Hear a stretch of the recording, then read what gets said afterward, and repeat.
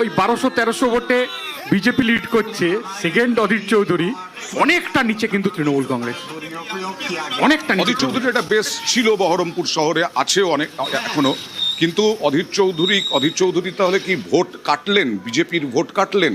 প্রথম রাউন্ডের ট্রেন্ড দেখিয়েছে এটা, তৃণমূল থার্ড সেখানে, উত্তরপাড়াও তাই। দিলীপ ঘোষ যথেষ্ট উৎসাহী এই মুহূর্তে। দিলীপ ঘোষের উজ্জ্বল মুখ, দিলীপ ঘোষ অনেক দিন পর নির্বাচনী লড়াইয়ে খড়গপুর সদরের তিনি তৃণমূল বিজেপির প্রার্থী, বিজেপির প্রাক্তন সভাপতি, রাজ্য সভাপতি, তিনি বিজেপি বিধায়ক ছিলেন, সাংসদ ছিলেন। সেই দিলীপ ঘোষ খড়গপুরে তার আশা তিনি জিতছেন। এখনো পর্যন্ত যা অভিযোগ করছে যে ইসিআই এখনো অনেক ঢিলেমি, প্রদীপ যেটা বলছে, তাহলে মানুষের ভোটাধিকার, মানুষের আগে প্রচুর লাইন দিয়েছেন, অপেক্ষা করেছেন, উচিত তো ছিল যত তাড়াতাড়ি সম্ভব রেজাল্টটা প্রকাশ করার। দাদা, আমি প্রথম থেকে একটা কথা বলছি, এখনো অবধি বলছি, যত ভোট এগোবে, যত রেজাল্ট সামনে আসবে, দেখবেন তৃণমূল কংগ্রেস হারছে। ইসিআই হয়তো তৃণমূল কংগ্রেসের হয়েই কাজ করছে, তার মানে যদি এখন ওই বাকি 90টা সিট দেখিয়ে দেয় যে বিজেপি এগিয়ে আছে, মানে সত্যি যে রেজাল্টটা সেটা যদি দেখিয়ে দেয়, তাহলে তো তৃণমূলের কোনো কার্যকর্তা ভেতরে থাকবেই না। ওই ভয়ে ইসিআই দেখাচ্ছে না, আমার যেটা মনে হচ্ছে, আমার যেটা মনে হচ্ছে, আমার ব্যক্তিগত মতামত বললাম। বিজেপির প্রতিনিধি ইতিমধ্যে বলে দিচ্ছে, তাই জন্য দেখে মনে হচ্ছে যেন এই গোটা প্রক্রিয়ার দায়িত্বটা বিজেপি নিজের ঘাড়েই চাপিয়ে নিয়েছে, নিজের ঘাড়েই বিজেপি এগিয়ে আছে। আচ্ছা শুনুন না, আপনি এখানে বসে আপনি স্বীকার করে নিন না যে আপনি ইলেকশন কমিশনের প্রতিনিধি হয়ে এখানে এসেছেন, কারণ আপনাদের বক্তব্যের মধ্যে প্রত্যেকটা ক্ষেত্রে আমরা যেই জিনিসটা শুনতে পাচ্ছি, বুঝতে পাচ্ছি, সেটা হচ্ছে যে ইলেকশন কমিশন নিজেদের যুক্তি দেন না। যখন আমরা ভ্যানিশ করতে যাই তখন উত্তর দেন না, কারণ বিজেপির প্রতিনিধি।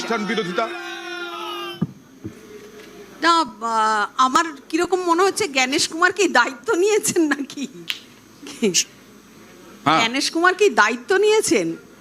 বাংলার মানুষ যদি ভুলে যায়, অগ্নিপথ যদি ভুলে যায়, মানে চাকরি দিতে গিয়ে অগ্নিপথ করতে হয়, তারপরে পুলওয়ামা, পহেলগাঁও, এত কিছু হলো, মানুষ যদি শুধু হিন্দু মুসলিম এটা করে যদি জনাদেশ সেই দিকে ভোট দেয়, এটা খুবই দুঃখজনক। কারণ ভারতবর্ষের মানুষ, বিশেষ করে বাংলার মানুষ কিন্তু এগুলো চায় না। তারা শিক্ষা, স্বাস্থ্য, দুর্নীতি এগুলো নিয়ে লড়াই করে, শিক্ষা নিয়ে, স্বাস্থ্য নিয়ে, বাসস্থান নিয়ে, এগুলো নিয়ে লড়াই করে। এইগুলোই তো বিজেপি তুলে ধরেছিল, শিক্ষা, বাসস্থান, কোথায় বলছি, দুর্নীতি, এইগুলো নিয়ে তো বিজেপি তুলে ধরেছিল। অমিত শাহ স্বরাষ্ট্রমন্ত্রী, প্রধানমন্ত্রী এইগুলোই তো তুলে ধরেছিলেন। স্বাস্থ্যের কথা বলছে, শিক্ষার কথা বলছে, 2 কোটি আনএমপ্লয়মেন্টের কথা বলেছে, 2 কোটি বেকারের চাকরি দেবে বলেছিল, দিয়েছে সেটা। ওকে, আমি আসবো হেডলাইন্স এর পরেই ফিরে আসছি আবার।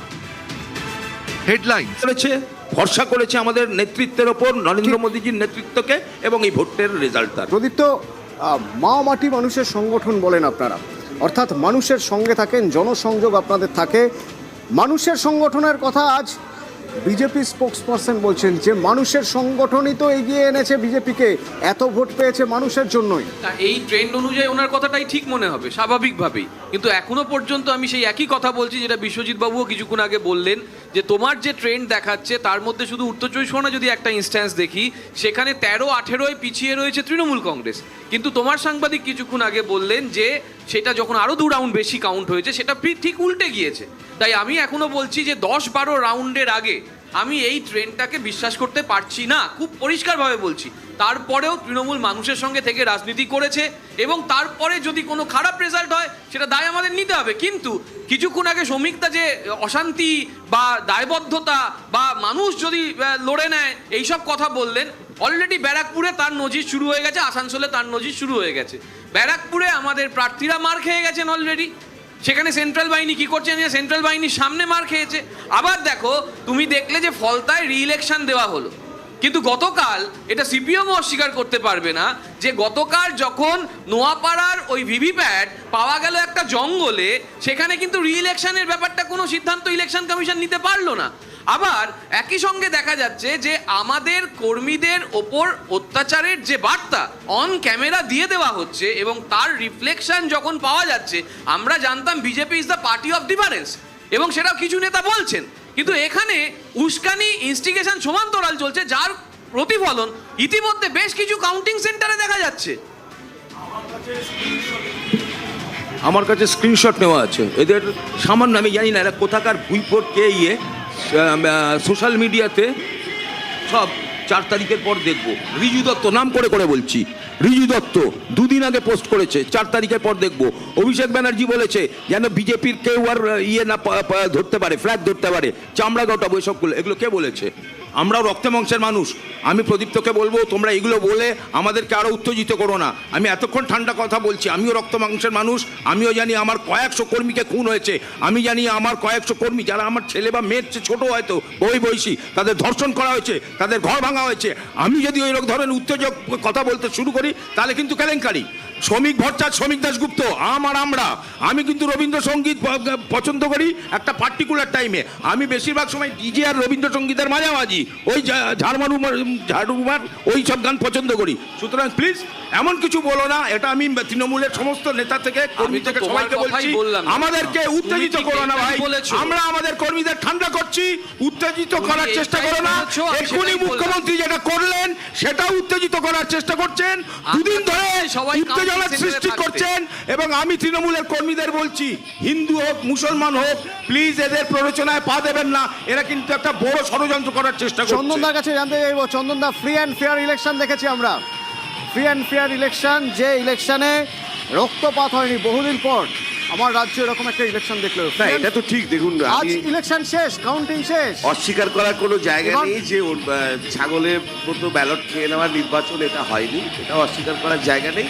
অতীতেরও, এটাও বলছি, অতীতেরও বহু ইলেকশনে নির্বাচনের যে ঝঞ্ঝাট হয়েছে সেটা কম ছিল। কিন্তু টেকনিক্যালি কালকে রাত্রি 11:45 ধরুন যারা কাউন্টিং এজেন্ট যাবেন ইলেকশন কমিশন থেকে তাদের একটা করে পরিচয়পত্র দেওয়া হয়। সেই পরিচয়পত্রটা আমাদের প্রার্থীদের ক্ষেত্রে আমি আশা করি অন্য দলের বলতে পারবো না, 12টা বেজে গেছে তখনও আসছে না। মানে টেকনিক্যাল কিছু ইস্যু আছে।